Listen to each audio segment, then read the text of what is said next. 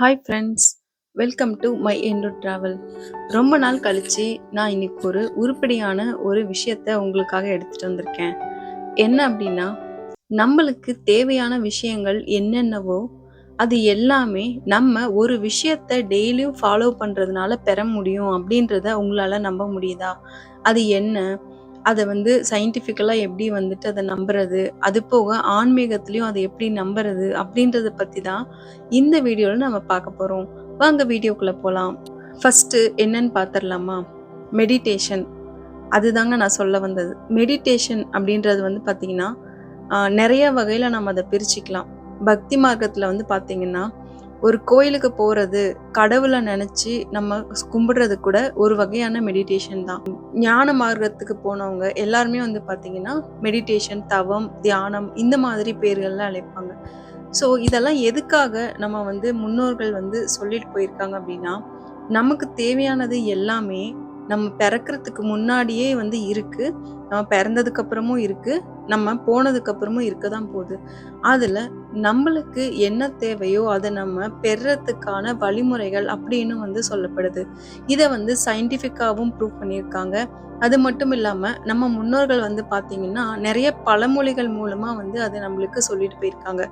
என்னன்னா, "கோயில் இல்லாத ஊர்ல குடியிருக்காத" அப்படின்னு சொல்லுவாங்க. ஏன்னா, கோயில் இல்லன்னா நம்ம டெய்லியும் கோயிலுக்கு போக மாட்டோம் குளிச்சுட்டு. கோயிலுக்கு போகலன்னா என்னன்னா, நம்மளால பாசிட்டிவா திங்க் பண்ண முடியாது. அதனால தான் அப்படி சொல்லியிருக்காங்க. அது மட்டும் இல்லாம, டெய்லியும் குளிச்சுட்டு கோயிலுக்கு போணும் அப்படின்றதே ஒரு வழக்கமா வச்சுட்டு வந்திருக்காங்க.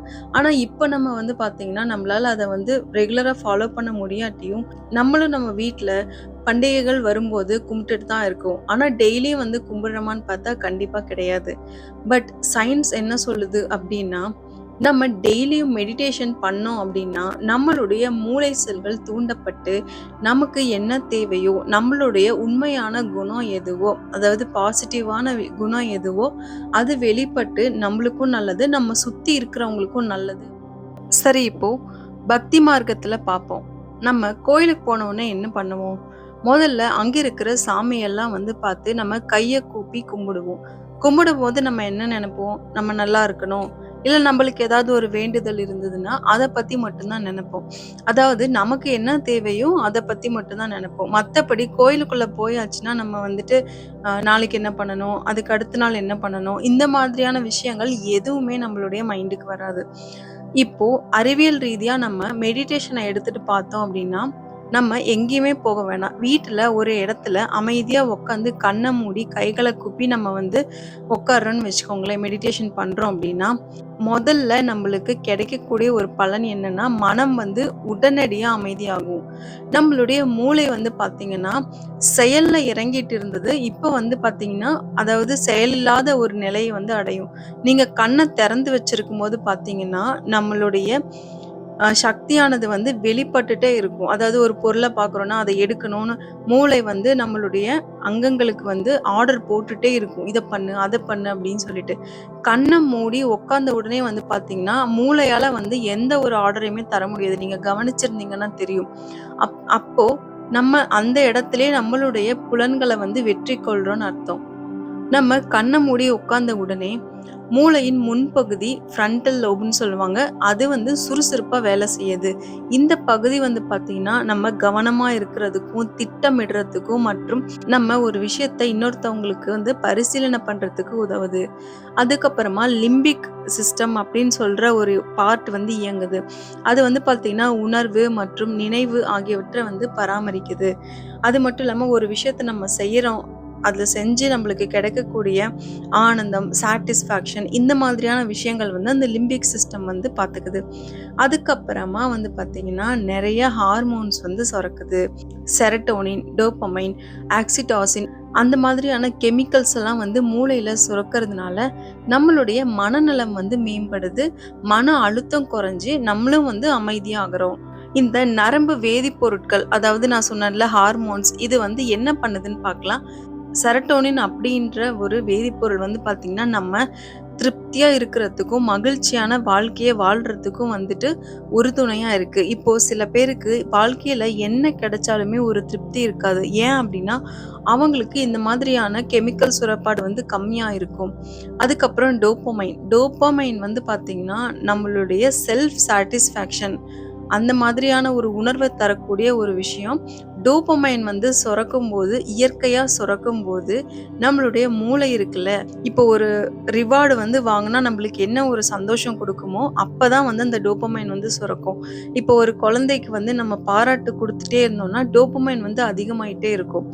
ஸோ இந்த டோப்பமைன் அப்படின்றது வந்து ரொம்ப ரொம்ப ஒரு மனித இனத்துக்கு முக்கியமான ஒரு கெமிக்கலுங்க. இப்ப இத வந்து ஆர்ட்டிஃபிஷியலாவும் நம்ம வந்து அத சுரக்க வைக்க முடியும். எப்படின்னா, சாக்லேட் நம்ம ரொம்ப சாப்பிட்டோம்னு வைங்களேன், ஒரு சந்தோஷம் வருதுல்ல, அதுதான் வந்து டோப்பமைன். அது வந்து அடிக்டடும் கூட. அது மட்டும் இல்லாம, எந்த வேலையுமே செய்யாம நம்ம உட்காந்துட்டே இருந்தோம் அப்படின்னு வைங்களேன், அந்த டோப்பமைன் வந்து சுரக்காது. அதனால தான் நம்மளுக்கு ஒரு கில்ட் ஃபீல் வந்து கோவம் வர்றது எல்லா விஷயத்துக்கும். டோப்பமைன் சுரப்பாடுன்றது வந்து ரொம்ப ரொம்ப முக்கியம் ஒரு மனுஷனுக்கு. அதுக்கப்புறம் ஆக்ஸிடோசின். இது வந்து அன்பு, நம்பிக்கை மற்றும் நம்மள சுத்தி இருக்கக்கூடிய விஷயங்கள பத்தி வந்து தெரியப்படுத்துறது. அதுக்கப்புறமா நம்ம மூளை வந்து கொஞ்சம் கொஞ்சமா ஆல்ஃபா நிலைக்கு திரும்புது. ஆல்ஃபா நிலைக்கு திரும்பும்போது நமக்கு வந்து சாந்தம், கவனம், அப்புறம் வந்து கிரியேட்டிவிட்டிய வந்து அதிகப்படுத்துது மூளை. மொத்தமா சொல்லணும் அப்டின்னா, மெடிடேஷன், ஜெபம், தவம், இல்ல கோயிலுக்கு போயி உண்மையா சாமி கும்பிடுறது. இது எதுவா வேணா இருக்கலாம். அது பண்ணிட்டே இருக்கிறதுனால, நம்மளுடைய மூளை மற்றும் அதனுடைய செயல்பாடு மாறுது அப்படின்னு சொல்லிட்டு சயின்டிஸ்ட் கண்டுபிடிச்சிருக்காங்க. ஸோ, நம்ம எல்லாருமே நம்மளுக்கு என்ன தெரியுமோ, இப்போ சில பேர் மெடிடேஷன் வந்து ப்ராப்பரா கத்துருப்போம். இல்ல டெய்லியும் கோயிலுக்கு போறத கூட ஒரு வழக்கமா நம்மலாம் வச்சிருந்திருக்கலாம். நம்பளுக்கு எது ஒத்து வருமோ, நம்பளால எது முடியுமோ, அத நம்ம பண்ணிட்டே இருக்க இருக்க நம்மளுடைய வாழ்க்கையில நல்ல மாற்றங்களை வந்து நம்மளால வந்து ஏற்படுத்திக்க முடியும். இது தினமும் தொடர்ந்து வந்து பண்ணப்படக்கூடிய ஒரு விஷயம். ஒரு நாள் பண்ணிட்டோ, அல்லது ஒரு நாள் கோயிலுக்கு போயிட்டோ, எனக்கு எதுவுமே நடக்கல அப்படின்றத வந்து அந்த மாதிரிலாம் இருக்கக்கூடாது. டெய்லியும் ஒரு இடத்துல, ஒரு குறிப்பிட்ட நேரத்துல உட்காந்து நம்ம தியானம் பண்ணும்போது, இந்த மாதிரி அதிசயங்கள் வந்து நடக்கிறது அப்படின்றது வந்து சயின்டிஃபிக்காவும் வந்து ப்ரூஃப் ஆயிருக்கு. ஸோ நமக்கு என்ன தெரியுமோ, அத பண்ணி நம்மளுடைய வாழ்க்கைய நம்ம மேம்படுத்திக்கலாம்னு சொல்லிட்டு இந்த வீடியோவ முடிச்சிடுறேன். இதுவரைக்குமே நீங்க இந்த வீடியோவ பார்த்துட்டு இருந்தீங்கன்னா, உங்களுக்கு ரொம்ப ரொம்ப ரொம்ப நன்றி. என்னோட வீடியோ புடிச்சிருந்ததுன்னா லைக் பண்ணுங்க. என்னோட சேனல சப்ஸ்கிரைப் பண்ணுங்க. மறக்காம பெல் ஐகான கிளிக் பண்ணிட்டு, உங்களுடைய ஃப்ரெண்ட்ஸுக்கு இந்த வீடியோவ அனுப்புங்க. Thank you.